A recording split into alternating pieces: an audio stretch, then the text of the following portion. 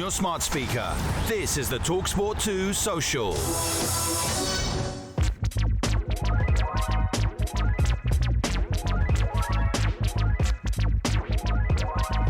Good afternoon, it is The Social on TalkSport 2, $3.99. I know, every day is a school day, right?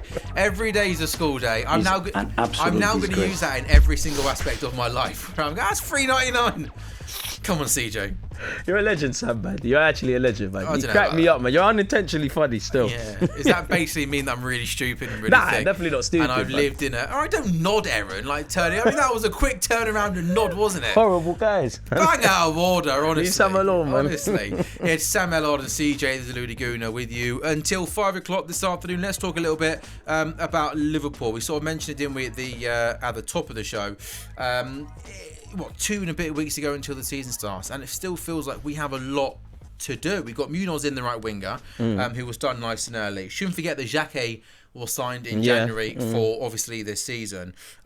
We know we need a wide player. Looks like hopefully Bradley Barcola is going to get done. I still say, CJ, that right back we need an upgrade. Conor Bradley's still injured. I thought Frimpong really struggled last season. Wasn't really sure what he was supposed to be good at. And I still feel, I'm with you, mate, on that one. And I still feel like that midfield needs a freshen up. Like we saw Gravenberch McAllister get completely overrun last season. Szoboszlai had a weird season where he was really good, but then Slot was trying to play him a right back. And I still feel like a natural number 6 in front of the back four and break play up, read the game, control the game. That's what we need as well. That's what you need, Sam. I think the major thing is a 6. I go back to when we got Zubamendi. You lot were chasing him. So a bit like what I was talking about earlier with Arsenal with a left wing. It's been an open secret with Liverpool. Liverpool need, in my opinion, the less glamorous signings. Your attack, I always think attackers form as temporary, class is permanent. Eventually it will work. You've got the exciting Rio. You've got Isaac. Isaac's thing is just fitness. Hugo Ekitike's season was disrupted by injury. He's going to miss the first few months of the season as well. Exactly, but eventually he'll be there and be brilliant. Florian Wirtz, I don't know if it will work for him, but I think when I listen to how your manager speaks, he wants to play him centrally. I think he played out wide a lot more last year. I think your attack will take care of itself. It's the unglamorous signings. It's that 6 that might not, like with us, like with Gilberto Silva back in the days, they might not be the biggest shirt seller, but, or you lot with Fabinho, you need somebody like that. He was incredible for us. You need someone like that makes all the other players, you just go and do your jobs. It's like with Real Madrid. You ask the Zidanes and whatnot of this world, they will tell you Makelele is the best player. I'm sure Kante's got similar plaudits. For me, you need that 6. You need another right back. I don't know what Frimpong's good at. Granted, I'm sitting here talking nonsense. He struggled massively. It feels harsh and maybe unfair to kind of write a player off after one season. No, I know, but what's he good at? We can't go into next season. He could be a squad player for you lot, but maybe. Undoubtedly you need a right back, whether that's somebody that's better going forward or someone that's just a right back. Like, because if I was a Liverpool fan, I'd rather Joe Gomez there. I think you need a centre half as well. But again, so with Gomez, an issue we have got 4 centre backs in Van Dijk, Xhaka, Leone coming fit again, but then Joe Gomez in first game of pre-season he goes down injured. So unlucky, man. You know, talking about Saka almost like it's a certainty he's picking up an injury at the moment. Joe Gomez has been in the club for the best part of 10 years. He's never been able to stay fit throughout the season. Such an unlucky run with injuries, but that's what I mean. It's like, and you've lost partnerships. Football's about relationships. You've lost, Van Dijk and Konate's no more because Konate's left. So somebody needs to be that centre half. You need a right back, and this is why I have faith in Areola as much as I can as a non-Liverpool fan. Sure. But then I look at it and like he can't do it without the signings. Now, granted, the window isn't closed, but you still need to do that. I looked at Liverpool last season and I looked at Arne Slot. Fair enough, he won you a Premier League trophy, so I can't really get him. But you weren't amazing in attack. You weren't really good defensively. You weren't anything in midfield. So it's like, and we didn't have anyone challenging us last season. Exactly. In that season, we won the league. So what is the team about? Now you've lost Salah, who, granted, he's not the Salah he used to be, but you've lost a lot of leaders. You could argue Robertson's absence would be felt. Kirk has had a bit of a mixed campaign. I think he will make it work. I have all the faith in Areola's coaching ability, but there's no way Liverpool fans look at that squad and think, we're actually last season, we can write off, we're going to do better. Now, I say that as an Arsenal fan, because if I'm completely honest, I don't know beyond us. I think we're going to win the league. But beyond that, you asked me to name my top 4 or top 5 or top 6. I couldn't tell you. If you were to ask me who I think is challenging, by default, I think Manchester City. I know Pep isn't there anymore. And I would say Liverpool. My logic being, these were the last 2 teams we fought for a Premier League title. And I still think they do look the strongest on paper, don't they? They still even look with new coaches. Exactly. Especially Maresca's a very good coach. He's no Pep Guardiola with the greatest And that respect. transition will be easier and more seamless. He comes from that. When Sir Alex Ferguson left Man United and when Arsene Wenger left Arsenal, because he knows the club, he's been at the club, and the club knows him as well. It just shows Pep Guardiola's legacy. You've got Arteta and Maresca, 2 of your sons from a footballing point of view, about to go toe to toe with each other. I believe in Areola. I mean, there's no way you looked at Bournemouth and didn't think that was amazing football. We love a bit of that, but he can't do it alone. He can't. Yeah, and I think two players that you shouldn't forget about is Isak and Wirtz. They both obviously came for big money last season. Isak will work out, man. Both struggled last season. Isak because he couldn't stay fit. Wirtz, I don't think you can blame it all on the manager. I think sometimes Wirtz was you just want a bit more frustrating. naturally. You wanted more from him. It's a twofold. He'd often maybe take too many touches, go down the wrong alley. But I think something that didn't help him is that big money was spent on him. He comes to a new league, and Arne Slot didn't know how to get the best out of him. He was almost Arne Slot game by game was changing team, changing system, changing style of play. And Florian Wirtz was one of those players that was playing as a 10, playing left central midfield. How are you going to show your quality? The new season, Iraola is going to be like, this is how we're going to play you. I think that will be in a natural number 10 role. He's surely going to get better. And Alexander Isak, we can't forget the year before last. There is a reason why we spent such big money. He just needs to stay fit and he'll score goals, period man. in Newcastle, he was behind Haaland, one of the best strikers in the league and one of the best strikers in all of Europe, and he's got a full pre-season behind him, and I think we're going to see Isak back to his best next season. Yeah, man, it's just for Isak, it's just shaking off the ring rust, staying fit, everything takes care of itself. If every striker is firing, only Haaland's better than him. I do think you made an interesting point about Wirtz, and to be fair to Wirtz, everyone in attack wasn't really doing the business last year. So if Salah's not doing it, if Isak ain't doing it, if this one ain't doing it, then that is the collective. And I know you said you can't just blame the manager, but if the collective is failing, sorry, that has to be with the gaffer. Football's a simple game. It was some of the players individually last season were nowhere near good enough to take a long, hard look in the mirror. But I couldn't believe how Arne Slot... No, he's just out of his depth. Just so out of his depth. And I've just never seen a coach... You know, like Arsenal, you knew what you were. You knew how you were going to set up. All the players knew their individual roles.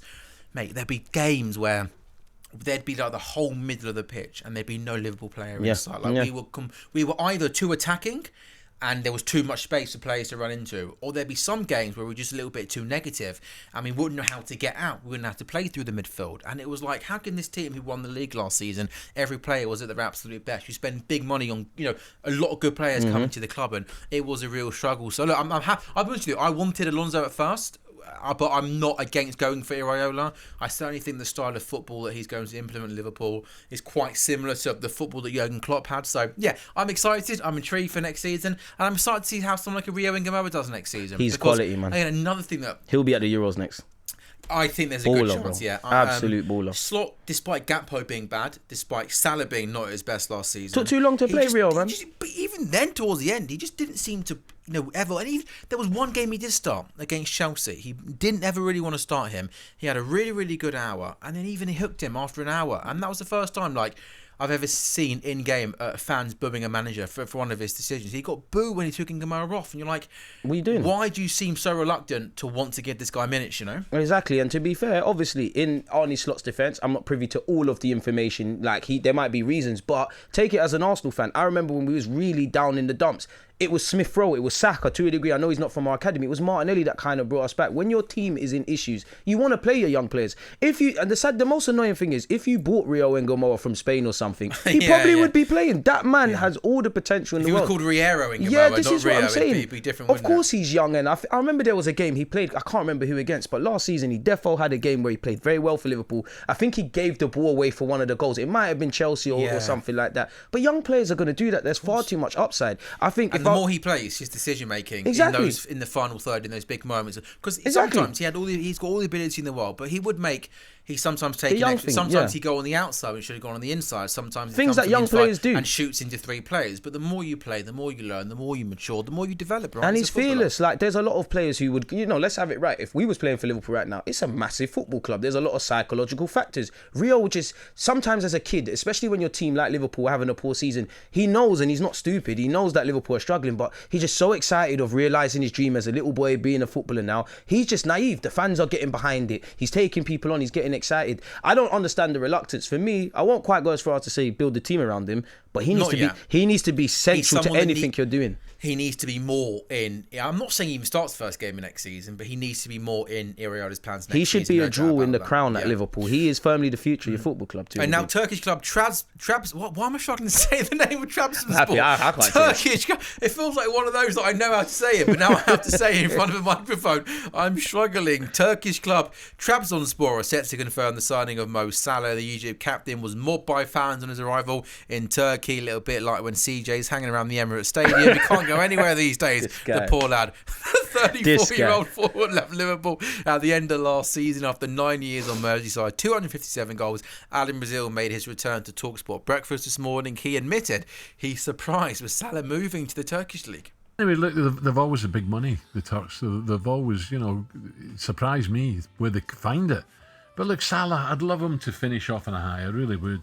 Because it was a shame, when he was in and out. He wasn't the same player, there's no doubt about it. Something had happened, whether it was injury or confidence. But I want to see him finish on a high. And if it's out there, great, well done.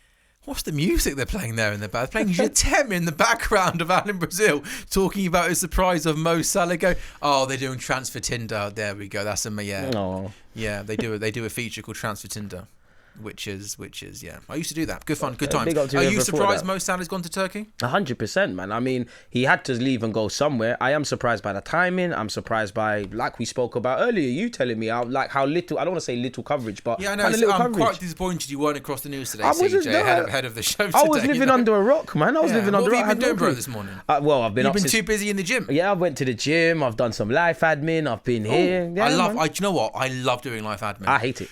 Do you? So, do you know what I also love doing? I love, the goal shows, obviously the goal shows you do on weekends. I love prepping for that goal show. I love sitting in a coffee shop, having a latte and getting notes and stats. So now I'm knowing how you lot make the agendas. You're the one behind the agendas. Do you think, CJ? Now I know why the microphones are going crazy and you, Abby, and that are conspiring against me. Mate, do you think I conspire? Man. I don't. Abby knows her role. Yeah, I'm playing Sam, man. She's Abby Summers. But me, I... You're quite a football purist. You're a neutral. Yeah. Man. I got time mate, for you, even though there was a moment... Do you know what? I had one regret last season. Genuinely. I've done this gig for 10 years. I had one regret last season. The West Ham goal that wasn't a goal. I went too much on that. Well, if that's how you feel, that's how you feel. Football's emotional. I got too emotional. I'm not going to lie. I did love the clips online. And looking back on it... Were you with us that? No, I wasn't. That's why it was lovely seeing it, especially Abby. Looking back on it, it was a foul, wasn't it? And I'm like, it's one of the most disgraceful decisions in football history. And it's like, Sammy's going, no. Abby's going, no. Oh, you do Abby Summers impressions? Yeah, Abby, yeah. There's nobody more than me loves to see Abby fuming. Like, I love it, and I'm never gonna stop going into next season. Hopefully, Spurs go down.